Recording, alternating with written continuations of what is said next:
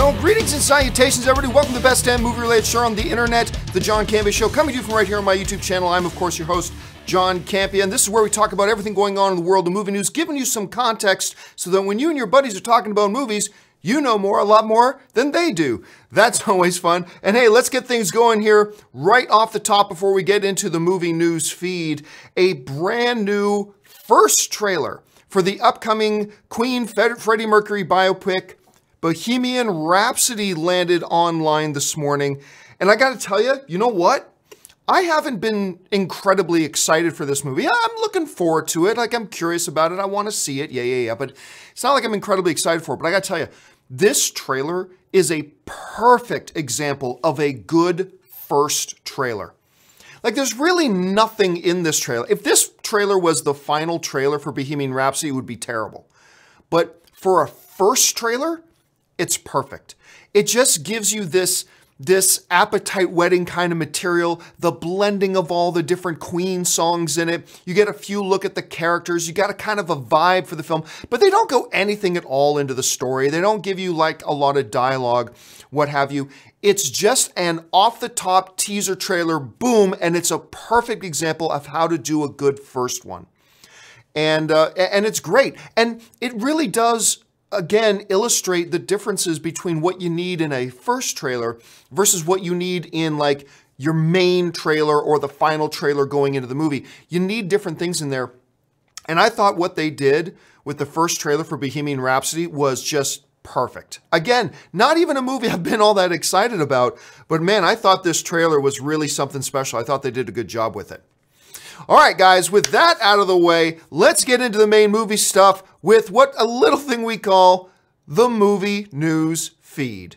First up, several actresses have admirably stepped up over the years to carry the mantle of Lois Lane, but only one true Lois Lane exists for which the other talented actresses have carried on for, and that's Margot Kidder. It was reported yesterday that Kidder had sadly passed away at the all-too-young age of 69 years old. It's being reported that Kidder actually passed away at home on Sunday. Margaret Ruth Kidder was born in Canada and honed her acting skills on TV shows such as McQueen, Banachek, and Mod Squad before becoming a movie star. She appeared in a total of 4 Superman movies and even appeared in a new role on Smallville. I was actually sitting in the movie theater yesterday waiting for our press screening of Deadpool 2 to start when one last little bing on my phone went off before I muted it, and it was the news and the reports that Margot Kidder had passed away. And it is added to the sadness that we are now without both of our Superman and Christopher Reeve and our Lois Lane and Margot Kidder. You know, what I said in the report there is really true. We have had a number of very good performances as Lois Lane over the years, but to this point, nobody has ever taken that mantle of Lois Lane away from Margot Kidder. Others have carried it for her, but none have actually been her.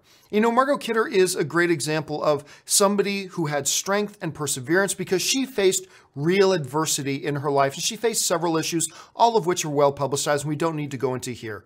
But Margot Kidder passing away at the all-too-young age of 69, very sad news for us to start today off with. Next up, it looks like Agents of S.H.I.E.L.D. just keeps on rolling. Marvel Entertainment and ABC have announced that Marvel's Agents of S.H.I.E.L.D. has been renewed for a 6th season, but don't get too excited yet. The series will return with a shortened episode count, airing just 13 episodes instead of their regular 22. The show is built around actor Clark Gregg as Agent Phil Coulson, a recurring character in the cinematic side of the MCU until his quote-unquote death in the first Avengers movie. Coulson was brought back to life for the TV series to lead the agency known as S.H.I.E.L.D. to fight global threats and the ever-present evil of Hydra. And I can't help but wonder if this is the same type of situation as Gotham. You know, they just announced that Gotham is getting another season. However, they let everybody know this new one is going to be the last season. With Agents of S.H.I.E.L.D. only getting a 13-episode order, which is almost half of what their regular season orders are, I can't help but wonder if this is just them giving them one more half season to kind of wrap things up. Now, everybody knows I'm not a tremendous fan of the Agents of S.H.I.E.L.D. show. However, I am a huge fan of Clark Gregg and his character character, Agent Phil Coulson, which is pretty much the only reason why I've continued to watch the show week in and week out, even though I don't like it that much. However, I know a lot of you guys do like it, but if this new season that they've announced that's shortened so much is indeed going to be their last one, I'm glad they're at least being given the chance to kind of wrap everything up and bring it to some sort of conclusion. Or maybe 13 episodes will just be the new norm and there'll be a 7th season. We'll have to wait and see. Next, the on-again, off-again nature of the proposed Channing Tatum X-Universe film Gambit has been a bit of a running joke the last few years. However, the movie may be closer to shooting than we realized. Yesterday at the premiere of Deadpool 2 in New York, Gambit producer Simon Kinberg said the following: "We have a script that we love, that Channing loves. We've met with a bunch of directors in the last couple of weeks, and we're hoping to actually pick one in the next couple of weeks and shoot the movie maybe at the end of this summer." Not the least of Gambit's drama has been its inability to hold on to a director. To date, the project has lost 3 high-profile directors in the form of Rise of the Planet of the Apes director Rupert Wyatt, Edge of Tomorrow director Doug Liman, and most recently Pirates of the Caribbean and Rango director Gore Verbinski. This whole drama of Channing Tatum, will he or won't he be Gambit? He is. Oh, they pulled it. Oh, now it's back on again. Oh, now the budget was too high. Now Channing Tatum says he's not doing it. Wait, now he's back. Now they got a new director. Now that director's gone. Has been like head spinning. Absolutely head spinning up to this point. And the fact that Simon Kinberg says, look, we're so close, we might even start shooting this thing at the end of this summer, I gotta admit, is pretty surprising. Now look, I'm actually one of the few people out there that when they announced that Channing Tatum was going to play Gambit, while everybody else was hating on the notion, I was like, actually, I think that might be a pretty good move. Channing Tatum might actually be pretty good in this role. Now, I used to hate Channing Tatum as an actor. I very famously once said I thought he was the worst consistently working actor in Hollywood. But guess what? Over years and years and years and work and work and work and effort and effort and effort, he's actually become a guy I look forward to seeing him in movies, and I think he would make a pretty damn good Gambit, depending on the script and depending on what kind of Gambit they wanted to give us. Will this thing actually start shooting near the end of the summer? It's hard to say things like that when they don't even have a director actually on board yet, but it sounds like they're getting close to that too. Who knows, maybe we will get one pretty soon. Next, with the upcoming Fast and Furious spin-off film Hobbs and Shaw getting all the attention lately, let's not forget that a 9th installment of the franchise is on the way, and now it's being reported that Fast 9 has a brand new writer in the form of up-and-coming penman Daniel Casey. Now, the previous 6 Fast and Furious movies have all been written by Chris Morgan, but he is now writing for Hobbs and Shaw, which will be directed by John Wick and Deadpool 2 director David Leitch, and will star Dwayne "The Rock" Johnson and Jason Statham. Fast and the Furious 9 is currently slated to be released in April of 2020. The problems surrounding this franchise have been well documented lately. Like, first you had all the stuff between 2 separate cast members and who's going to be what, and Dwayne "The Rock" Johnson always seems to be at the middle of it. And then it's coming out that there is actually a lot of animosity between Vin Diesel and Dwayne Johnson. Will the 2 of them ever appear in another film again? It became out that the 2 of them didn't do any scenes together in the previous film. Now we got the writer of the last bunch of them moving over to Hobbs and Shaw. I mean, who really knows what's going on behind the scene? I will say this. I have turned from somebody who had no interest in this franchise into somebody that actually really quite likes the franchise. Like, the first 3 Fast and the Furious movies, I think, are all completely disposable. But then 4 came around. I'm like, that actually wasn't bad. And then 5 came and crushed it and knocked it out of the park and kind of became the template for what the Fast and Furious franchise would become. And like I said, I'm actually all on board with it. I actually quite enjoy it now. And I'm really looking forward to this Hobbs and Shaw movie, which will feel pretty consistent because they're bringing Chris Morgan over. How will Fast 9 feel having a brand new writer for the first time in a while? Not sure, we'll have to wait and see, but maybe can breathe some fresh life into it because, you know, the formula, after watching the 8th film, the formula, while I still enjoyed the 8th film, started to feel a little bit stale. Maybe a brand new writer is exactly what this franchise needed. And finally, whenever you get 2 of the greatest talents on the planet in the same movie, it's something to get excited about if you're a film fan, even in the least. Now is such a time. According to The Hollywood Reporter, Meryl Streep, the Streep monster herself, will star in The Laundromat, a drama based on the Panama Papers that prolific director Steven Soderbergh will direct. Gary Oldman and Antonio Banderas are also in early talks to join the production. No distribution is on board yet, but sources say that Netflix is actually eyeing it as a potential original. For those of you wondering, the Panama Papers were leaked documents that showed how Mossack Fonseca, a Panamanian law firm, allowed the wealthy and the connected to funnel money illegally in and around the world. Steven Soderbergh has directed a lot of very different kinds of films. This is one of his more recent ones, Logan Lucky. I absolutely loved, and almost nobody went to go see that movie, but I really enjoyed it. So I love the sensibility he brings to a lot of his films. You add on top of that the reigning, defending, undisputed GOAT when it comes to actresses in the history of Hollywood, Meryl Streep being in it. Then you add on that the reigning, defending Best Actor at the Academy Awards, Gary Oldman stepping up in there. And Antonio Banderas is a name that does not get talked about enough. No, he's not one of the greats of all time, but I think Antonio Banderas is a solid actor, and I always enjoy the type of character he brings to his characters in the movie. I love the DNA that he brings to it. So seeing him get on screen, if it works out and if the negotiations work out, with a Gary Oldman, with a Meryl Streep, all in a film being directed by Steven Soderbergh, this could be quite interesting. And that'll do it for today's installment of the Movie News Feed. And now you are all caught up to date, so let's get now into our main topics today. Our main topics today are, of course, questions and comments submitted by you guys. How do you get a question or comment on The John Campea Show? It's simple. Just email me anytime at john@thejohncampeashow.com. Put that word topic in the subject line. And as always, guys, keep your emails to 90 words or less. All right, let's get things started with the first email today. And the first email today comes to us from Patreon supporter Kevin Martell, who writes, in episode 9, do you think that JJ will go back on any of Rian Johnson's story choices? For example, might he change Ray's parentage? Thanks, and keep up the great work. All right, thanks a lot for the question. And ever since J.J. Abrams was announced as coming back and he's taking back over episode 9, a lot of people have been wondering, what is he going to do? What directions will he go? Will he retcon anything from episode 9? Now, I did have a conversation at a recent, at the solo premiere recently with somebody connected to the situation, and we talked a little bit about episode 9. The implication I got was, it's JJ. He has free reign to do whatever he wants to do. Yes, that includes changing Ray's parentage.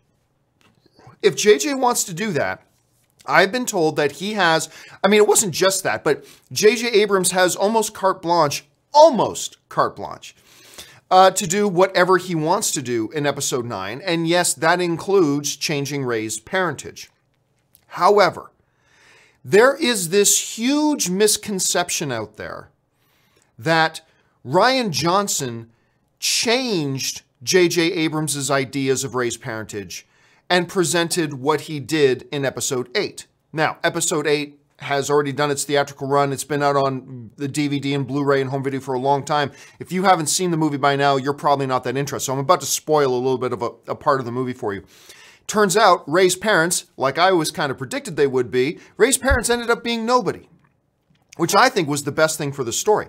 But there is a misconception out there that Rian Johnson is the one who came up with her being nobody, and that is simply not the case. J.J. Abrams is the one who came up with the idea of Ray's parents being nobody. Daisy Ridley has confirmed this a number of times. For instance, this particular quote is from a Rolling Stone interview with her. Unlike almost everyone else in the world, Ridley has known for years who Ray's parents are, since Abrams told her on set of The Force Awakens. Ridley believes that nothing has changed. Daisy Ridley said, I thought what I was told in the beginning is what it is. So, well, you see, but it doesn't matter. There's still this misconception out there that some people believe that Rian Johnson changed what JJ wanted to do with Ray's parents. No, it was JJ's idea. This was what the plan for Ray's parents were the entire time. Daisy Ridley's confirmed a number of times. Look, it just is what it is. Now, does that mean that J.J. Abrams can't change what his idea was for Ray's parents? He could still change it if he wanted to, but why would he? If it was his idea in the first place, he obviously thinks this is the right thing to do. I think it was the right thing to do. I'm so bored and tired with this whole thing. Oh, the hero's parents have to be a king and queen or a prince or a princess or something. I've never understood that mentality. I was perfectly happy. I love the fact that Rey's parents were nobody. I think it adds so much more to the character. I've been saying that for years, but whatever. So yes, he can change it, but we got to start correcting this misconception out there that it's Rian Johnson who came up with the parent. It wasn't. It was J.J. Abrams. So we need to move beyond that. All right, let's go to the next email. And the next email today comes to us from Ravi Pahwa, who writes, "Hey, John, fan from India here." Oh, thanks so much, Ravi. "Glad you like Deadpool 2. Oh, I like Deadpool 2 very much. Don't you think moving its date 1 week before Solo was a bad idea? Deadpool won't even be able to be at #1 position at the box office in its second weekend. So Deadpool 2 was originally supposed to come out, I believe it was June 1st, or whatever. It was supposed to come out the week after Solo came out, right? Neither is a great spot to be in for either Solo or Deadpool 2. Being 1 week separated isn't great for either of them. But Deadpool faced a decision. The filmmaker and the studio behind Deadpool and the distributor behind Deadpool faced a decision they had to make. Is it better for us, or maybe let's change the wording around. Is it worse to come 1 week after Solo, or is it worse to come 1 week before Solo? Which could be potentially worse. And by the way, both of these films may do just fine. I mean, there may be minimal damage, there may be a lot of damage. We're going to have to wait and see. What I think the rationale behind the distributors of Deadpool moving it 1 week before Solo was this. The weekend you make your most money is obviously your opening weekend. That's the weekend you make your first money. Your most money, I should say. You make your most money on your first weekend. I guess Deadpool thought, will we make the most money with our first weekend before Solo or on Solo's second weekend? I think the answer to that's obvious. You're going to have your biggest first weekend if your first weekend isn't on Solo's second weekend. If you can open before Solo and get that first weekend as big as it can possibly be and then ride the momentum from there, they probably thought, and I'm speculating here, they probably thought that was probably the best way for them to go.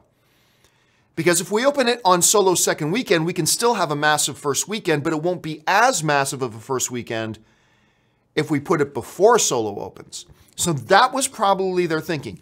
Were they right? Were they wrong? I have no idea. We're just going to have to sit back and wait. And we'll see how the box office shakes itself out. All I know is this. I have seen both Deadpool 2 and Solo. And all I can say is it is a great back-to-back weeks for film fans. So make sure you have booked your tickets for both of these. I think I even prefer Deadpool 2 over Solo. I do, and I really, if you guys saw my tweets and everything, by the way, my review for Solo comes up later this afternoon. But if you saw my tweets after Solo, I had a great time at Solo, just a great time. But I think I might even prefer Deadpool 2. That's how much, I might prefer Deadpool 2 over Avengers Infinity War. I may not. Let me see Deadpool for a second time. Let me marinate on that a bit. I may prefer Infinity War over Deadpool 2, but it's just a highlight. And then there are two very, very, very, very, very different movies. Infinity War and Deadpool 2 are very different films. But oh my God, I had a great time at both of these movies, Deadpool 2, Solo, a great back-to-back weekend. Get out. It's a good time. It's a good week to be a film fan. All right, let's move on to the final email today. And the final email today comes to us from John Paul Nunez, who writes, I've heard you say several times that Cinemia has a better, more sustainable business model than MoviePass, but I don't really see how they're much different. Like MoviePass, a Cinemia membership costs less per month than the total cost of the tickets you can get with it every month. So the service they provide still loses them money. What exactly is it that makes them sustainable while MoviePass isn't? All right, thanks a lot for the question, man. So there's been this discussion going on. It seems like MoviePass is in the news almost every day now, sometimes for good reasons, sometimes for bad, as well as its competitor, Cinemia. I am a card-carrying member of both. I carry a MoviePass card, I carry a Cinemia card. Now, I have been saying on the show a lot lately that Cinemia, and for those of you who don't know anything about them, here's the basic gist. Both of these cards are set in their core identity, they're kind of the same thing. You pay a certain amount of money per month to have a membership to this card. And having this card allows you a certain number of movies you get to go to each month, and it ends up saving you as a film goer a bunch of money. So they're great. So I've been saying that Cinemia is the most sustainable business plan than MoviePass. So what the question is, well, wait a minute, how is Cinemia more sustainable than MoviePass? Think of it this way. MoviePass's base cost right now is $10 per month, all right? And it lets you go to up to one movie a day for the entire month. Let's say, for example, for argument's sake, say you live in a place in the country that has the average national movie ticket cost, which is about $10. Nationally, the average movie ticket price is about $10. So let's say you live somewhere where the average movie ticket cost is $10, okay? Fine. That means with MoviePass's business model means they get $10 from a customer per month.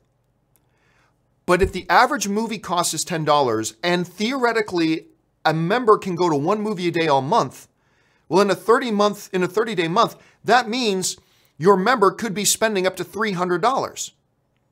Theoretically speaking, from your minimums to your maximums, under MoviePass's business plan, MoviePass spends $300 on movie tickets and gets $10. That is a $290 per month deficit. All right? So that's their business. Plus, their business plan involves a strategy of trying to blackmail movie theaters and movie studios into cutting them into concessions and cutting them into something that most theaters will never do. Cinemia, on the other hand, has a much more sustainable model. They have a plan, like say, let's take my plan. Again, let's pretend we're living in a place that has $10 movie tickets, all right? For $30 a month, we'll just go by my plan, and Cinemia has many plans you can use, but let's go with my plan. You spend $30 a month for a Cinemia card, and that gets me 3 movies, not unlimited, 3 movies per month, with 2 tickets to each movie. So it's not just me, I can actually bring a guest. I can actually get a ticket for my wife as well. Cinemia card allows you to get 2 tickets. So that means I'm getting $60 worth of tickets. Plus, with Cinemia, you can get tickets to a premium theater. You can't do that with MoviePass. So with Cinemia, I can get an IMAX tickets. I can get AMC Prime tickets. I can get 4DX tickets for 1 movie per month plus 2 other movies, right? So let's say the average cost for those are $15 per ticket. Okay, let's do the math. Cinemia gets $30 from us.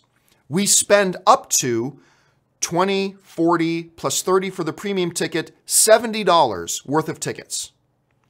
That's only a $40 deficit. MoviePass, a $290 deficit. Cinemia, a $40 deficit. And if you live where I live in Los Angeles, where the movie ticket prices are a lot higher, it's even more. So now what you have is you have Cinemia operating on a Netflix DVD business model. Netflix, do you remember back in the days, back in the old times, when Netflix was a company that mailed you out DVDs? You could get unlimited DVDs per month for however much money you spent per month, right?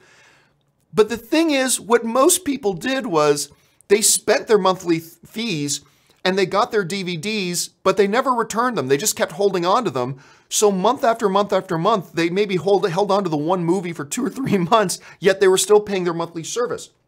So what Netflix did, Netflix made its money off of people not fully using their service. So now you got Cinemia, that's kind of the same thing. It's like, yeah, we'll give you up to this much per month, but they know a lot of people won't fully use the full extent of their service. So that narrows their gap even more. Now, they can cut other side deals with movie theaters or with movie studios, and all they have to make up for the individual user is $30 a month of deficit, as opposed to MoviePass, which has to make up for potentially $300 a month in deficit, or $100 a month in deficit, or $90 a month in deficit. So look, Which will work better, which won't, I have my own ideas, but it's pretty clear when you're starting off with a potential deficit of $290 per customer versus a potential deficit of $40 per customer, you can clearly see the much more sustainable business model becomes Cinemea's. And I'm a big fan of Cinemea. I use their card. They are not a sponsor of this show. They should be. Damn, all the free pop I give them, but I do love using the card. It's a great service, so that's how one business model is better than the other. All right, with that out of the way, I've got a few minutes left here to take some live questions. So I'm going to go over to the live chat board right now. Let's see what we got. And we're going to start off in the live chat board with Manuel Fernandez, who writes, there's now a rumor that Ben Affleck wants to stay on as the DCEU's Batman. How long will this go on? Yeah, so this all comes from one guy, not even in a publication, one guy on Twitter saying, I heard a rumor that Ben Affleck may want to stay on as Batman now. That's where this is all coming from. One guy on Twitter saying, not even in a publication, just saying, I've heard a rumor that Ben Affleck wants to stay on as Batman now. So take that for what you will. However, let me throw a little more gas on the fire. Remember this. We have always said, and we've all known for a long time, that Ben Affleck still has one more film on his contract to do.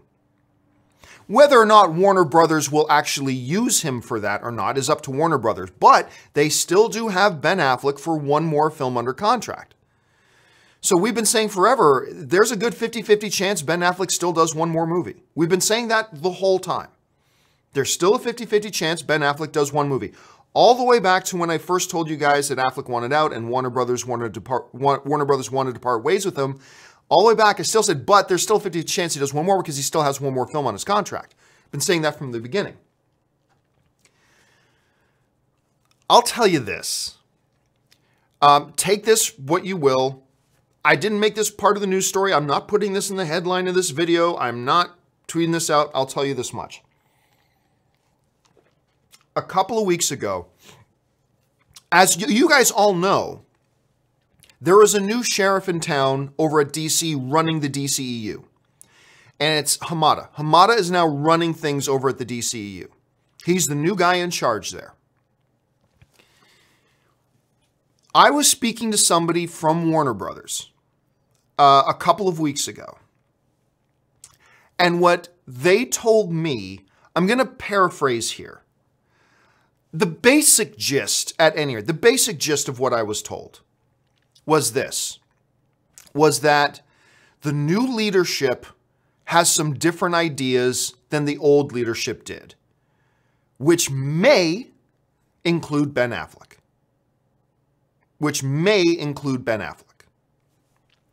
Now, whether that means that they may want to use that one last film on Affleck's contract and actually use him in it, whether that means a total change in philosophy from the old leadership that wanted to part ways with Ben Affleck and wanted to get rid of Affleck, and Affleck was more than happy to get away from them as well, and whether that represents a total change in philosophy that now that they swept out the old leadership and now the new leadership, was he saying that the new leadership wants to keep working with Affleck? And maybe them having new leadership without any baggage, maybe that makes Ben Affleck go, okay, well, I wasn't going to work with that, but maybe I'll work with this. I mean, I don't know. That's why I haven't really talked about it up to this point. He says, I don't really know what it all means. However, I will let you guys know that, again, I was told by somebody from Warner Brothers that the new administration, if you will, the collective that is now kind of overseeing and running the DCU, has a different outlook on working with Ben Affleck than the previous administration did on working with Ben Affleck. Could that change things? Don't know. Might change nothing. Might change everything. Don't know. But when you go on for years, as it feels like now, personnel changes, things can change. So I'm not ready to say that we can change that 50-50 that Ben will do one more film to a 80% chance that we'll do one more film. I'm not ready to say that. hey, with new leadership, the new leadership gets along with Ben a lot better, and now the two of them can work together again, I'm not willing to say this. Look, I'll just say this. The whole time, I am the original guy who was cheerleading when Ben Affleck got cast as Batman. You guys all know this. 5 minutes after they announced him, I put up a video. This is while everybody else in the world was laughing at Warner Brothers and was laughing about Ben Affleck being cast as Batman, I was online 5 minutes after the announcement saying, this is genius. I'm a huge fan of Ben Affleck. Part of the reason I've kind of been miffed at Warner Brothers over the DCU stuff is the fact that I believe they have mismanaged Ben Affleck. They have turned Ben Affleck off. And I just believe Ben Affleck is not the answer for the DCEU, but definitely could be a big piece of the puzzle in fixing the DCEU if you gave him the authority to do so, which they only ever did in name and never really gave him any authority. But anyway, and again, guys, this is a huge if. This is all speculation and theorization. Nothing here is really a for sure thing or even close to being modestly possible. All I'm saying, though, is if new leadership in the DCEU has a completely different philosophy than the previous leadership does, and they can reconcile and salvage whatever relationship is left between them and Ben Affleck, and there are new people in charge that Ben Affleck can work with that maybe he didn't want to work with before, I would be nothing short of beyond thrilled. Because you guys know forever, I've been saying Ben Affleck is the answer for Batman. But I don't know I don't think that's the case. Well, so we'll have to wait and see. So that's all I got for you. That's all I got for you. I don't have anything else. And again, I can't state any of that as fact. That's why I didn't make some video that's headlined, "New Warner Brothers leadership has a better attitude towards Ben Affleck than old." Like, that's why I didn't do that, because it was based on one conversation I had with somebody who was a little bit vague about it. Like, the basic gist was they have a different outlook on Ben, and Ben has a different outlook towards them. That's all I really heard, and it was a little bit vague. So I had nothing sustainable or substantial to go on. But since this has come up and you have asked the question, I will let you know, okay, I had this conversation, this is what the guy said. That might mean nothing. Might mean something. We're going to have to wait and see. But you give things enough time and things can change. But I can tell you this, like 8 months ago, the relationship between Ben and Warner Brothers was simply toxic. There was no intent by Warner Brothers to work with Ben on the DCU again. There was no intent from Ben to work with the current DCU leadership again. And now they swept out old leadership. They get a new guy in charge who may have a different attitude. Maybe things change. Don't know. Don't know. I mean, that's really just a really long-winded way of saying, I don't know what's going on. And there are some, now with new leadership, there are possibilities that might exist that didn't exist before. Fingers crossed. I mean, that's fingers crossed. Good things can come. All right. Sorry, I spent a lot of time on that, guys. I'm sorry about that. Josh Crichton writes, did you hear that Ultraviolet wants Spotify to remove Steve Tyler, Red Hot Chili Peppers, Don Headley, Ted Nugent, banned from there as well for their abuse of women? Thoughts? Is this a response to what happened with R. Kelly? I'll be honest with you, Josh, I'm not a music guy. I don't follow the music industry. I really don't know what's going on in the music industry. So I'm the wrong guy to ask about that.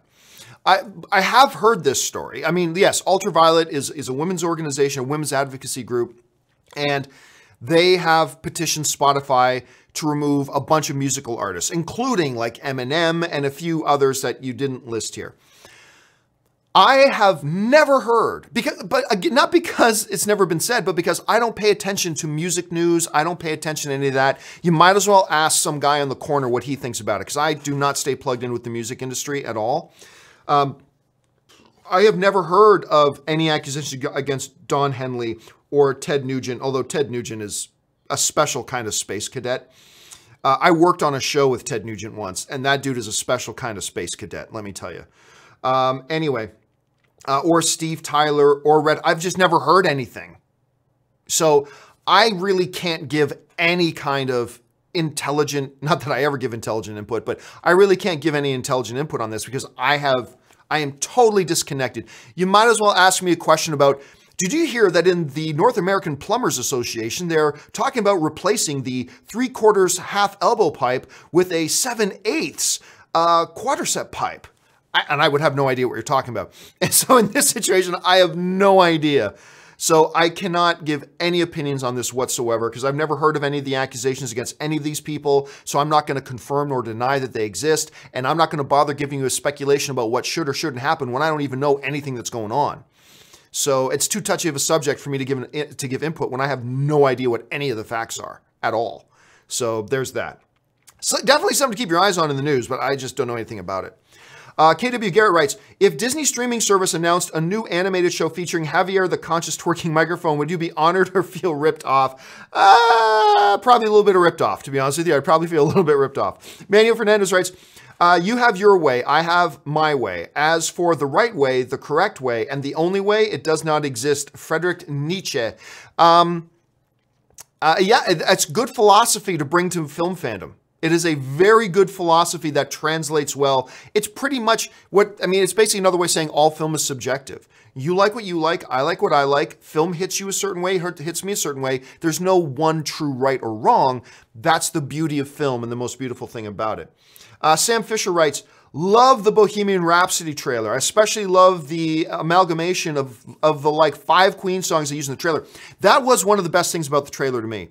Was that the way they used all those different songs and kind of meshed them together and it just gave you feel, this is a Queen movie, man. This is a Queen movie, and I completely agree with you, Sam. That was one of the most brilliant choices they made in putting that trailer together, using all those pieces of Queen music instead of relying on one. Because you could have just used Bohemian Rhapsody and that's it. But instead, they can mix a lot of the different music, gave it a bigger feel of scope than it would have otherwise. So I completely agree with you 100%. That was a great thing for them to do. Kylis Menon writes, I saw Infinity War last week and really enjoyed it. Took parents the second time and gave them an MCU crash course before the film. They also enjoyed it. They were both shocked by the ending. I mean, that's kind of like the refrain we hear coming out of people coming out of seeing Infinity War, right? Shocked at the ending. Big ending. It is amazing seeing people's reactions to it. And it is one of the most fun things about sitting in a movie theater watching Infinity War is watching the audience who presumably haven't seen the movie yet and watching their reaction to it and watching them gasp and ooh and awe and laugh and cry and all that kind of stuff. It is one of the great things. And the fact that you get to take your folks with you, that's great. Jerome Lim writes, I've been to the Galaxy Luxury Theater as well as Cinemark XD here in Las Vegas. In my opinion, the Dolby AMC Atmos has the better picture and sound. It's hard to top Dolby's picture and sound, especially the AMC Prime with Dolby. It is very difficult to top it. Like the dual laser projection system, the particular one they use in that specific theater, combined with the Atmos sound system, it's just an incredible viewing experience. Jerome follows that up with, by the way, I just signed up to be a Patreon supporter. Oh, thank you so much, Jerome. I watch your show every day and really appreciate the great insight and content. Keep up the great work. Thank you so much, Jerome. I really appreciate that. And thank you so much for becoming a Patreon supporter, too. It's greatly appreciated. Thank you. Ali Hussein, as I get the jump here. Ali Hussein writes, I think there's still hope for Lucifer because here in Sweden and probably other countries, the show airs weekly on Netflix. Do you think there's a possibility that Netflix buys the rights? I mean, it's possible, but I mean, there's lots of possibilities. There's NBC, there's Hulu, there's Amazon Prime. And I watched the Lucifer season finale last night. You cannot end the show there. Are you kidding me? You cannot end the show there. Somebody pick this show up. How Lucifer, which has higher ratings than Gotham does, yet Gotham gets picked up for another season? Come on, somebody pick this show up. It's got big enough numbers to justify picking this show up. Somebody needs to pick this show up. Brandon Torres writes, how long till we have a Hispanic lead superhero film? I have no idea. Look, I said this before, I will say it again. It is not the studio's responsibility to do socially responsible things. They are a business. They will respond to what they think will get an audience and will pay money. I'm I'm not really sure what character out there right now has a lot of people calling for that character to be made. And if we can convince the studio, if the studios become convinced they can make money doing it, damn, you're damn right they're going to do one tomorrow. They're going to do one tomorrow. So how long to do them? No idea. I have no idea at this point. And I have no idea of the demographics of it either. So I don't know if there's arguments there to be made that it wouldn't be profitable, that it would be profitable. Who cares?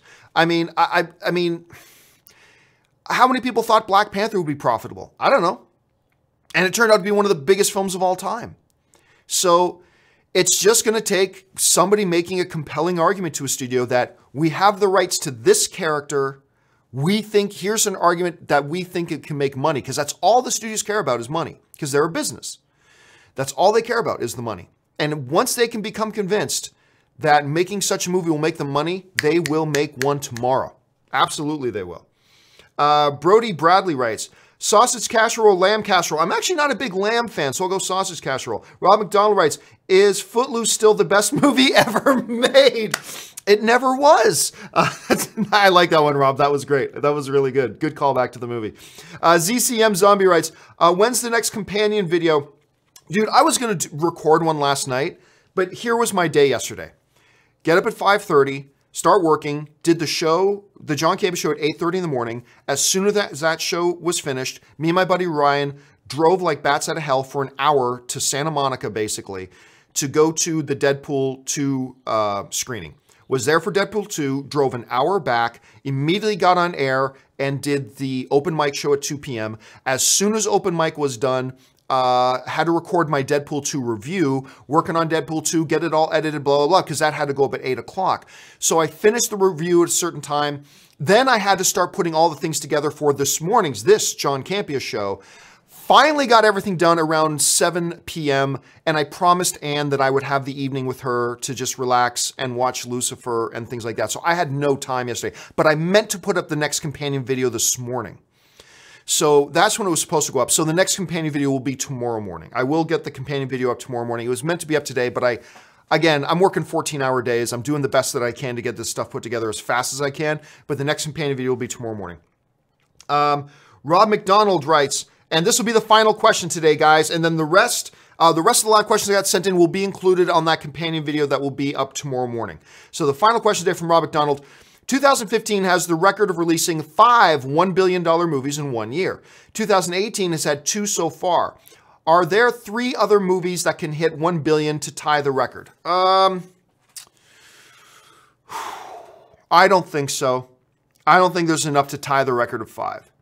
Because I don't think Deadpool will hit 1 billion. I don't think Solo will hit 1 billion. Pardon me. I do think Jurassic World can hit 1 billion. We've never had a Mission Impossible film hit 1 billion, so I don't think this one will. Yeah, so no. No, I don't think the record's going to be hit. I don't think it's going to be hit this year. I'll take this one last one. Matt Thornton writes, an early guess, but what if what Kylo Ren told Rey about her parents is something of a half-truth? People keep forgetting this. Kylo Ren didn't tell her. She knew. Remember? He just said to her, you know, you've known all the time. And she's the one who said, my parents were nobody. She knew it. She always knew. She's just denied it. So remember, like all these people who keep trying to tell me since that movie came out, what if Kylo Ren was lying to her? Kylo Ren's not the one who said it. She is. All Kylo Ren said to her was, you know who your parents are. You've known all along. They were nobody. It was Rey that said it, not Kylo. People keep mixing that up. But anyway, there you go. All right, guys, that will do it for today's installment of the John Campea Show. Thanks so much for joining me. Don't forget, I've got my solo review, goes up a little bit later this afternoon. And of course, we have open mic that's going to start today at a special time. I think 2:15 today is when we're going to start open mic. So just about 15 minutes later than normal. But that's when open mic goes up a little bit later today. And a whole bunch of stuff going on this week. By the way, guys, if you haven't subscribed to this channel yet, take a second, click that subscribe button. Make sure you follow me on Twitter, simply @JohnCampea. That'll do it for me for now, guys. My name's John Campea. Thank you so much for being here. And until next time, bye-bye.